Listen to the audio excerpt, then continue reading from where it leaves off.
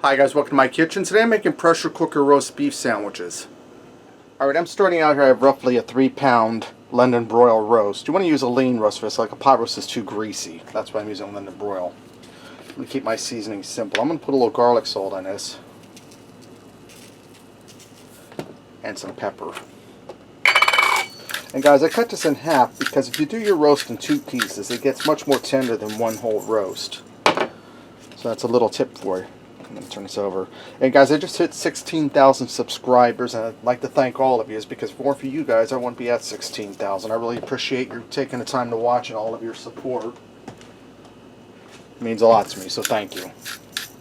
Okay, now in my pressure cooker, I'm going to add in about a cup of beef broth. This is a 4-cup container. We're going to use all of this, but not just right now. We're going to start out with about a cup.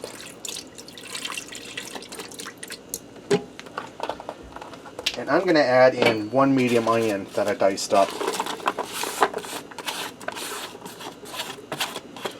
And you'll see at the end of the video, when I put these sandwiches together, how tender that roast beef got, because I cut up. And I'm going to go ahead and put my 2 pieces in here. I'm going to get my lid on here. And I'm going to set this to pressure cook for 1 hour. After 1 hour, I'm going to allow it to do a natural release of the pressure for 10 minutes. Then I'll release the remaining pressure manually. Alright, I took my roast beef out. I have it set aside right now.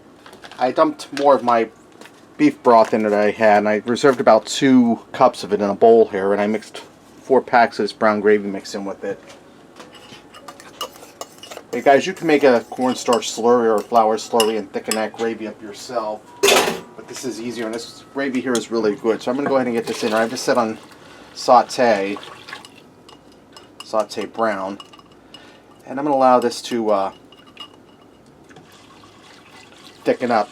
Now that's 4 cups of beef broth and 4 packs of that gravy mix. Now you really don't need that much gravy, but since we're having this over sourdough bread and we're going to mash potatoes, I want to make sure I have enough gravy. So I'm just going to let that do its thing while we shred up the roast beef. Okay, while my gravy's thickening, I'm going to go ahead and shred this roast beef and see how easy that looked just with a fork. How easy that's breaking up. I'm going to go ahead and break up all this roast beef, get it back in the gravy, and we'll fix up the plate and see what we got, guys. Alright, I'm serving this over sourdough bread. Like I said, I made red skin mashed potatoes to go with this. Let me get in here and give this a try. Try to get a little bread and some roast beef at the same time with that delicious gravy. And if you haven't tried that gravy yet, guys, it's the Walmart brand brown gravy. Give it a try. Delicious.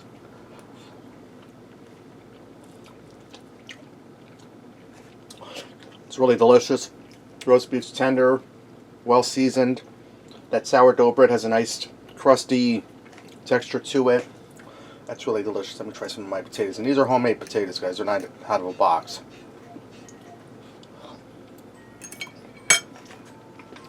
That's really delicious, guys. And it's good for a hot day like today. You don't have to heat up the oven or really other than make your potatoes run the stove.